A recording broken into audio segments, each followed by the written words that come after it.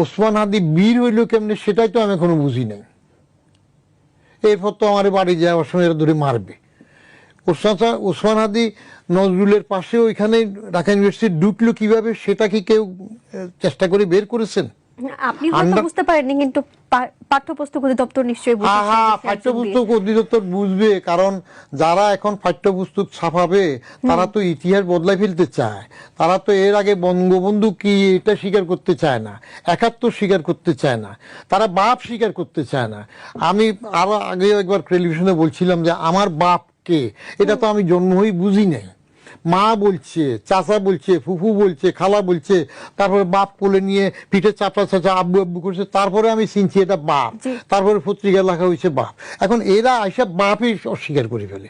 তো বাপ যদি অস্বীকার করে ফেলে, বঙ্গেতে জন্মে যে হিংসে বঙ্গবাণী, তারপরের অংশটুকু আর নাই বললাম, তাহলে এগুলা কি হয়?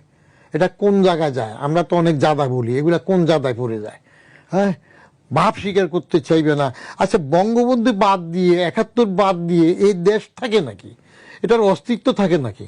এখন তারা যদি বলে তারা এই এখনকার গণ অভ্যুত্থানে বা গণ আন্দোলনে অংশগ্রহণ করছে, তো আমরা করি না? আমরা কি কলা চুষছি? ৬৯-এ আমরা চষে বেড়াইছি না?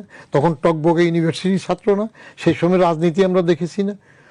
এখন ২ দিনের যুগী বাতেরা অন্য কইয়া কেউ যদি হঠাৎ করে কিছু করতে চায়, এগুলো আলটিমেটলি টিকে না। ধন্যবাদ, ধন্যবাদ। আর ওই একটা কথা বলছিলেন যে আমি আবারও বলি, সবসময় বলি, হাসিনা পালিয়ে গেছে, এটা আমি বলি না। হাসিনা পালালো কোথায়? হাসিনা কি নিজে হেলিকপ্টার চালিয়েছে? আমি আগেও বারবার বলছি, হাসিনা কি ইরানের শাহ নাকি?